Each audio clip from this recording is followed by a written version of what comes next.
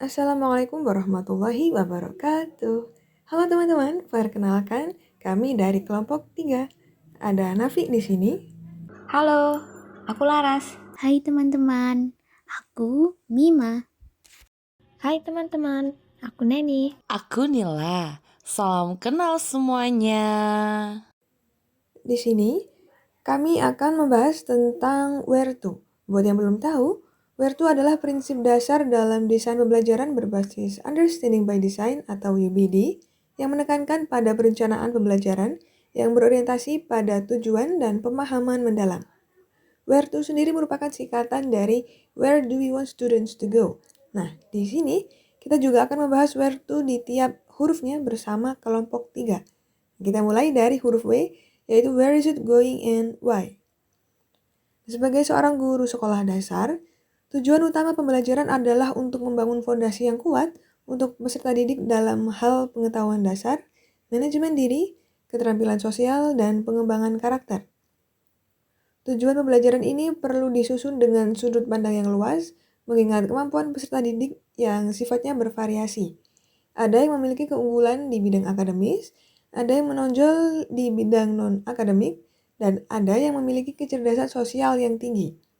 Nah, sebagai guru, tugas kami adalah mengenali dan mengembangkan potensi unik setiap peserta didik sehingga tidak ada standar kompetensi yang menghambat mereka untuk berkembang menjadi individu yang lebih baik. Adapun kriteria penilaian yang akan kami gunakan meliputi pemahaman konsep, keterampilan berpikir, keterampilan sosial, kreativitas, kedisiplinan, dan kemampuan implementasi. Selanjutnya kita akan membahas lembar kerja H atau Hook the Students. Nah, terkait Hook the Students, bagaimana sih caranya untuk menggugah pemikiran untuk melibatkan semua peserta didik dalam ide-ide besar dan melakukan untuk kinerja? Gunakan metode pembelajaran proyek kolaboratif. Kemudian berikan pertanyaan pemantik yang dapat memancing peserta didik untuk berpikir kritis agar dapat mendorong partisipasi aktif seperti apa yang terjadi, bagaimana cara mengatasi dan menyelesaikan masalah tersebut. Lalu sertakan pula media interaktif berupa video atau media konkret berupa alat peraga. Situasi apa saja yang dapat melibatkan peserta didik untuk membuat ide-ide besar segera menarik, konkret, dan sangat penting? Pembelajaran berbasis proyek, di mana peserta didik diminta untuk memecahkan suatu permasalahan nyata yang ada di lingkungan sekitar. Bisa juga dengan study tour, seperti kunjungan ke tempat bersejarah, semacam museum atau pabrik pembuatan barang, untuk memberikan pengalaman dan melihat prosesnya secara langsung, akan membuat pembelajaran menjadi lebih menarik dan bermakna. Lalu, bagaimana pendekatan penyampaian materi sehingga menghasilkan minat dan keingintahuan peserta didik terhadap materi? Melalui pembelajaran proyek kolaboratif, dengan memberikan permasalahan yang sesuai dengan kehidupan peserta didik sehingga terasa lebih nyata dan relevan. Menyampaikan materi pembelajaran dengan bercerita agar lebih menarik dan mudah diingat. Peluang seperti apa yang bisa menopang minat belajar, terutama ketika keadaan pembelajaran terasa sulit? Mengadakan kuis atau memberikan reward sederhana dapat memberikan motivasi tambahan dan meningkatkan minat peserta didik terhadap pembelajaran. Melalui kuis, peserta didik akan merasa lebih tertantang, sedangkan reward dapat meningkatkan rasa bangga dan percaya diri terhadap kemampuan yang dimiliki oleh peserta didik. Kemudian, apa saja hambatan yang menimbulkan kecilnya pengambilan risiko, rendahnya imajinasi, dan kurangnya berani untuk mempertanyakan dan ketidakmampuan untuk memutuskan? Pengalaman dalam berhubungan sosial yang masih kurang, takut gagal, malu dalam memulai terlebih dahulu, kurangnya dukungan positif dari lingkungan keluarga atau sekolah dapat mengakibatkan rendahnya imajinasi dan keberanian peserta didik untuk bertanya. Karena itu, penting untuk menciptakan lingkungan belajar yang aman dan mendukung di mana setiap pendapat peserta didik dihargai dan kesalahan dianggap sebagai bagian dari proses pembelajaran. Selanjutnya kita akan beralih untuk membahas explore, equip, dan experience. Nah, bagaimana caranya peserta didik akan terlibat dalam mengeksplorasi ide-ide besar dan pertanyaan penting? Oke, jadi peserta didik itu dapat dilibatkan dalam eksplorasi ide besar melalui kegiatan seperti diskusi kelompok, studi kasus, atau proyek kolaboratif. Nah, kegiatan-kegiatan tersebut dapat menstimulus mereka untuk berpikir kritis dan juga menyeluruh tentang topik yang sedang mereka pelajari. Nah, penggunaan teknik berbasis inquiry atau penyelidikan ini juga dapat membantu peserta didik menemukan dan juga merumuskan pertanyaan mereka sendiri tentang dunia nyata. Seperti itu, Kak. Kegiatan belajar apa untuk menampilkan kemampuan puncak siswa, pekerjaan rumah, dan pengalaman di luar kelas apa yang diperlukan untuk memungkinkan peserta didik mengembangkan dan memperdalam pemahaman mereka tentang ide-ide penting? Oke, menarik sekali. Jadi, kegiatan belajar yang dapat digunakan untuk mencapai kemampuan puncak siswa itu meliputi pembelajaran berbasis proyek, presentasi, diskusi mendalam, dan juga pembuatan produk yang relevan dengan topik.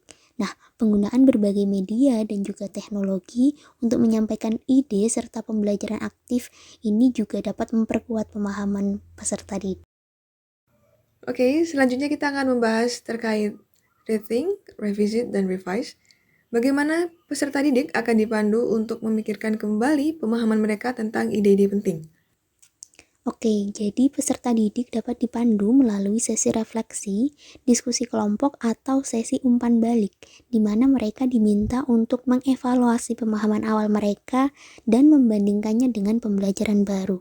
Nah, teknik pembelajaran aktif seperti think, pair, share, atau pemetaan pikiran dapat digunakan untuk mendorong mereka merevisi pemahaman mereka. Lalu, bagaimana produk dan pertunjukan peserta didik dapat ditingkatkan melalui revisi berdasarkan penilaian diri dan umpan balik?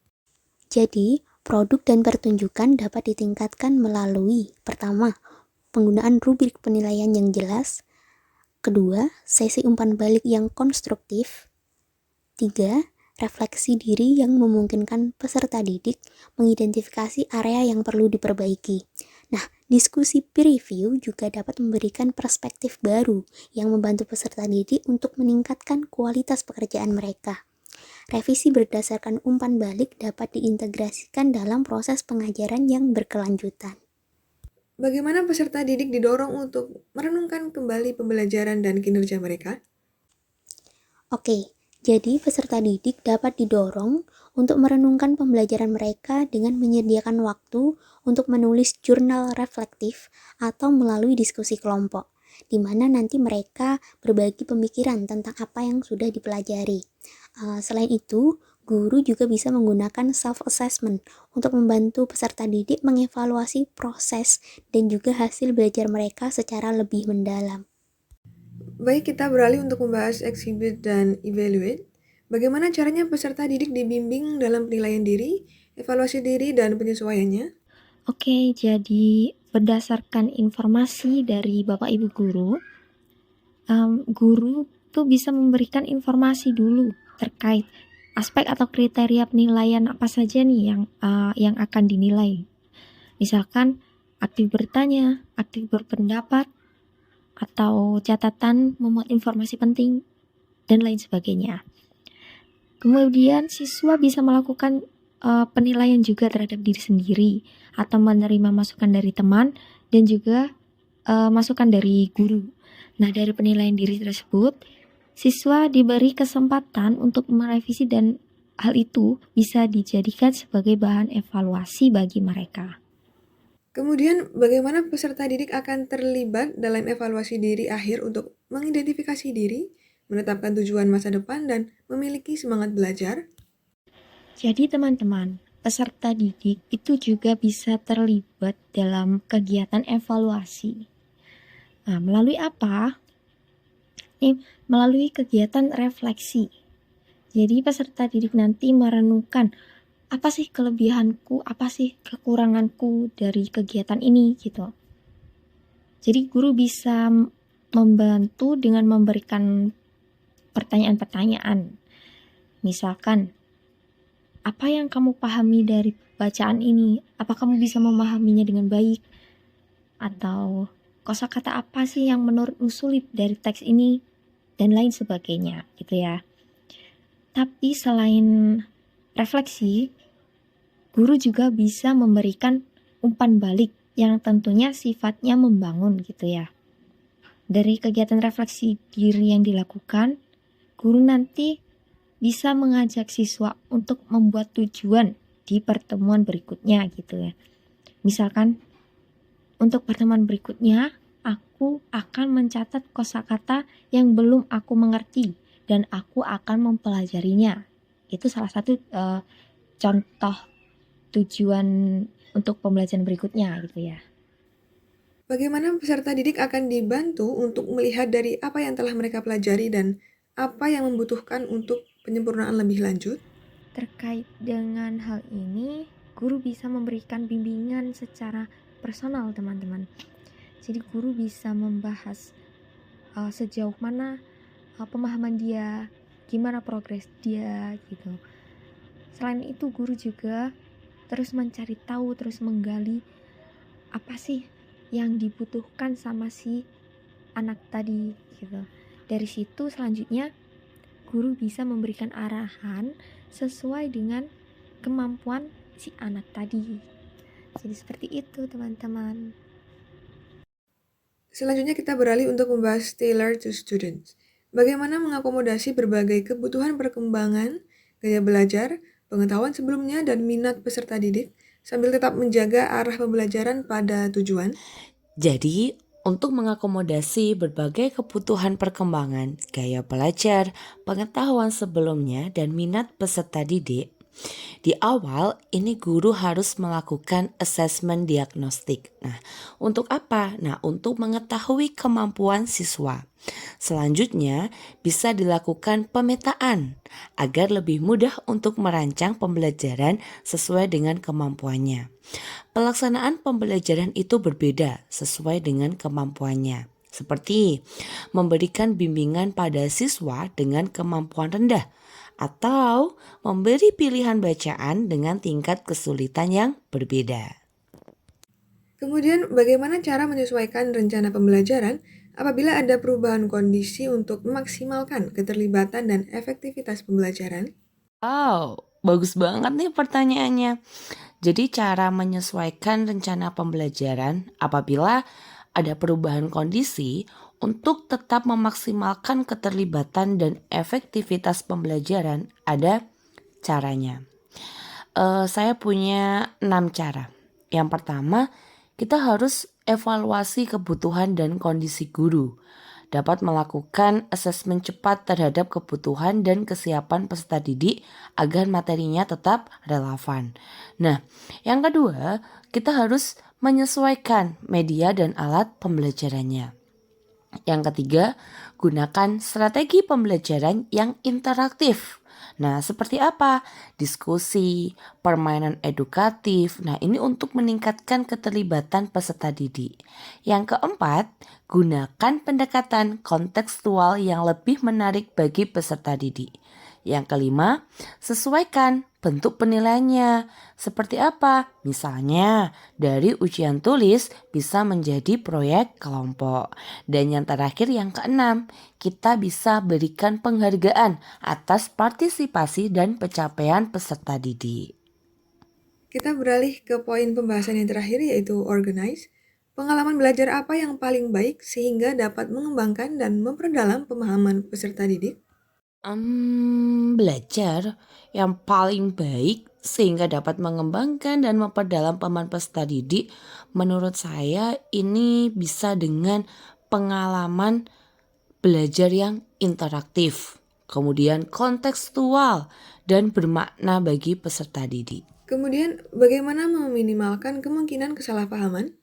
Oke, nah cara untuk meminimalkan kemungkinan kesalahpahaman itu kita bisa menggunakan bahasa yang jelas dan sederhana. Itu sesuai dengan kehidupan peserta didik. Kemudian menggunakan alat bantu visual seperti apa? Diagram, video, atau bisa juga dengan peta konsep untuk memperjelas materi. Yang ketiga, kita juga bisa menggunakan teknik checking for understanding. Seperti bertanya nih kepada peserta didik atau meminta mereka menjelaskan ulang dengan kata-kata mereka sendiri. Yang keempat, kita mendorong peserta didik untuk bertanya jika ada hal yang belum dipahami. Yang kelima, kita juga perlu banget nih gunakan umpan balik untuk membimbing peserta didik sebelum penilaian akhir.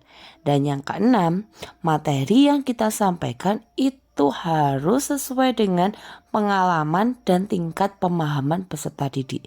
Itu sangat penting sekali biar tetap relevan. Dan yang terakhir, yang ketujuh, kita juga harus menciptakan suasana yang nyaman bagi peserta didik selama pembelajaran. Yang pasti dengan cara itu kita dapat meminimalkan kemungkinan kesalahpahaman. Dan yang terakhir, bagaimana mengatur dan mengurutkan pengajaran dan pembelajaran untuk memaksimalkan keterlibatan dan efektivitas? Oke, untuk mengatur dan mengurutkan pengajaran dan pembelajaran untuk memaksimalkan keterlibatan dan efektivitas, itu kita bisa melakukan dengan 5 cara. Yang pertama, menentukan tujuan pembelajaran yang jelas. Yang kedua, menggunakan pendekatan yang menarik bagi peserta didik. Yang ketiga, kita bisa menyajikan materi secara bertahap dan terstruktur. Dan yang keempat, menggunakan aktivitas interaktif untuk memperkuat pemahaman peserta didik. Tak lupa yang kelima nih, kita juga harus melakukan evaluasi secara berkala. Nah, itu tadi adalah pembahasan dari kelompok 3 terkait where to, di mana dalam merancang pembelajaran ada banyak aspek yang dipertimbangkan dan tentunya berorientasi pada peserta didik. Semoga podcast ini dapat menjadi info dan ilmu baru untuk kita, dan jika ada kurangnya kami mohon maaf. Kelompok 3 undur diri. Wassalamualaikum warahmatullahi wabarakatuh. Bye-bye, sampai jumpa lagi. Semoga bermanfaat. See you when I see you. Sampai jumpa lagi teman-teman. Dah. Bye-bye!